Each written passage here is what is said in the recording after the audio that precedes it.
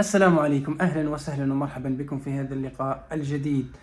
رمضان كريم وكل عام وأنتم بخير. تقبل الله منا ومنكم صالح الأعمال. اليوم في هذا الفيديو غنهضروا على واحد الموضوع مهم، وهو موضوع الدعاء.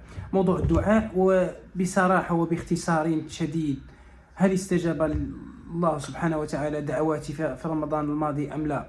وحقيقة هذا العنوان مثير جدا، لأنه أحيانا الإنسان يظن أن دعواته لم تستجاب، وهذا يحدث عندما إنسان يظن أن الدعوات، أو يكون هناك فهم مغلوط عند الإنسان، لأن الدعوات لا تستجاب بالطريقة التي تراها أنت. قد تكون دعوات استجيبت ولكنك أنت، أو لم تستجب بالطريقة التي تريدها أنت، ولكن الله سبحانه وتعالى قد يستجيب دعواتك من خلال 3 طرق. يا إما أن يعطيك ما تريد، يعني يستجيب دعواتك بطريقة مباشرة، وهذه نادرا ما تحدث للعباد، يعني الناس الذين بينهم وبين الله أسرار وتقوى كبيرة جدا. وهناك مستوى ثاني، وهو أنه تؤخر عنك، أو لا تعطى لك فقط مقدمات من تلك الرغبات التي تريدها أنت. وهناك شيء ثالث، وهو أنه لا تستجاب لك، ولكنها تصرف عنك أشياء قد تكون تضرك كثيرا. طبعا نحن نتحدث في الجانب أن دعواتك كلها دعوات، يعني تصبح في مصلحتك كما تظن أنت. أما إن كانت يعني دعوات فيها شر لا قدر الله، فهذه أحيانا، يعني ليس أحيانا بل في كل الأحيان لا تستجاب، لأنه قد تصيب بك مصيبة أو ما إلى ذلك، وهذا مستبعد جدا، لأن الإنسان لا يدعو إلا بالخير إن شاء الله. طبعا باختصار شديد، يعني هذا رمضان فرصة عظيمة جدا. تخيل أن الناس كانت تدعو له طوال السنة فقط أن يبلغوا رمضان. اللهم بلغنا رمضان. تخيل معي هذه الفرصة العظيمة. السنة فيها 12 شهرا، والناس تدعو 11 شهرا كي تبلغ رمضان، لأنهم كانوا يدركون الفضل الكبير والخير الكثير الذي هو موجود في شهر رمضان، الذي هو شهر المغفرة والغفران، شهر يمكن أن يعوض فيه الإنسان، وأن يعوض خيرا كثيرا، وأن يغير حياته للأبد. طبعا هناك شيئين مهمين، هناك ماض وهناك مستقبل. أحيانا الإنسان قد يندم على الماضي، قد يرتكب أشياء أو أخطاء أو حماقات في الماضي، ولكنه دائما يريد أن يعود. وهنا لا يوجد أفضل وأكثر فرصة من رمضان، لأنه الإنسان لا يدرك دائما رمضان، العمر يمر بسرعة. ولذلك إذا بلغت رمضان فأنت بلغت إلى فرصة عظيمة جدا وصيد ثمين، لا بد على الإنسان أن يستغله بأفضل طريقة ممكنة.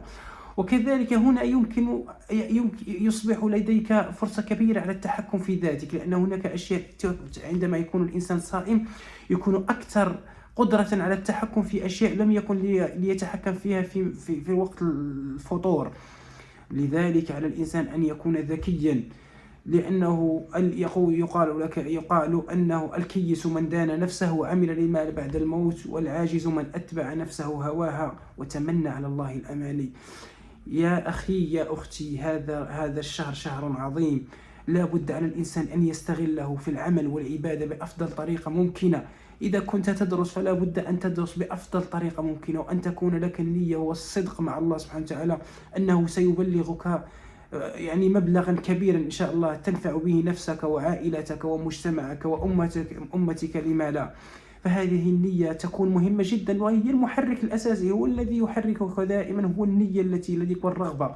وهذه فرصة عظيمة من خلال الدعاء والعمل واستغلال الأوقات المهمة في الدعاء. هناك أوقات يستجاب فيها الدعاء، كمثلا قبل الفجر، أو بعد عند صلاة الفجر، أو عند صلوات بصفة عامة، أو قبل أذان المغرب، قبل الفطور. هذه يعني يقال لك للصائم دعوة لا ترد. يعني تخيل معي هذه الأشياء العظيمة. وكذلك نحن لم نتحدث بعد عن ليلة القدر التي هي خير من 1000 شهر. يعني تخيل معي يا أخي، خير من 1000 شهر، يعني خير من عمرك كله. فمعظمنا في غالب الأحيان يعيش ما بين 60 و70. فتلك الليلة إن حضرتها فكأنك حضرت أكثر من 84 سنة. تخيل في هذا الفضل العظيم. يعني ركعة صليتها في ليلة القدر تساوي ركعة أو لا أفضل من ركعة صليتها في 88 سنة. ما هذا الخير العظيم؟ يعني لو أدرك الإنسان هذه المعاني فلا بد أنه يشتغل كثيرا بالعبادة والعمل في رمضان، لأنه لا تتكرر دائما هذه الفرصة، فرصة رمضان لا تتكرر. وأيضا بالنسبة للإنسان الذي لديه بزل شابا، لديه الصحة ولديه القوة كي يقوم بعبادة لا يستطيع أن يقوم بها في أوقات أو في يعني عندما يتقدم به العمر. فلذلك كما قلنا هناك شيئين مهمين: الماضي، ويمكن أن تستغله من خلال أنك تستغفر الله على ما مضى، وأيضا المستقبل، الأحلام. فكل شيء عند الله في كلمة كن فيكون. فلماذا لا يستغل الإنسان منا أو الواحد منا هذه الفترة المهمة جدا، وهذا الشهر العظيم الذي هو شهر تحقيق الأمنيات؟ لأنه هناك أناس كثيرون يحكون لك عن أنه بسبب رمضان تغيرت حياتهم، بسبب هذا الشهر العظيم خططوا له بطريقة صحيحة من خلال الدعاء والعمل. العمل ليس فقط التمني، هناك عمل، العمل هو الذي يحقق النجاح. ولكن الكثير منا يعمل، أو لا، الكثير من الناس تجده يعمل ولا يعمل، ولكن العمل هو الذي يحقق النتيجة في النهاية.